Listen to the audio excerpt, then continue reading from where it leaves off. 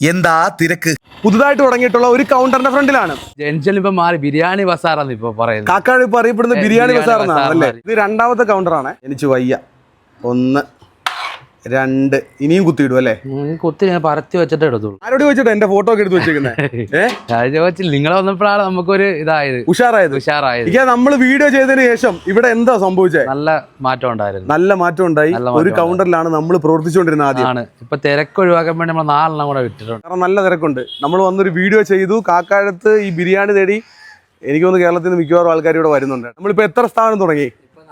4 എണ്ണം തുടങ്ങി കേട്ടോ. വെക്കാൻ സ്ഥലമില്ല അല്ലേ? ഇനി വെക്കാൻ സ്ഥലമില്ല. ഇനിയും കൊടുക്കും. അപ്പൊ ഞാൻ എന്താ ഈ കാണുന്നേ? 2 അല്ല 2.5 പേർക്ക് കഴിക്കാവുന്ന ബിരിയാണി കുത്തിക്കോരി കൊടുക്കുമെന്ന് ഞാൻ പ്രേക്ഷകർക്ക് പറഞ്ഞു.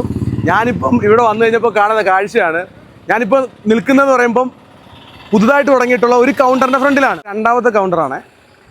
ഒരു കൗണ്ടർ കണ്ട് രണ്ടാമത്തെ കൗണ്ടർ ഇവിടെ അതിന്റെ പരിപാടി നടന്നുകൊണ്ടിരിക്കുകയാണ്. ഇവിടെ എല്ലാം പൊതിഞ്ഞു വെച്ചിരിക്കുകയാണ്. ഇപ്പം തിരക്ക് കുറയ്ക്കുക എന്ന ഉദ്ദേശമാണ്. കാരണം നല്ല തിരക്കുണ്ട്. നമ്മൾ വന്നൊരു വീഡിയോ ചെയ്തു. കാക്കാഴത്ത് ഈ ബിരിയാണി തേടി എനിക്ക് തോന്നുന്നു കേരളത്തിൽ നിന്ന് മിക്കവാറും ആൾക്കാർ ഇവിടെ വരുന്നുണ്ട് കേട്ടോ. മൂന്നാമത്തെ ഒരു കൗണ്ടറുണ്ട് ഇവിടെ നിന്ന് തൊട്ടടുത്തായിട്ട് തന്നെ.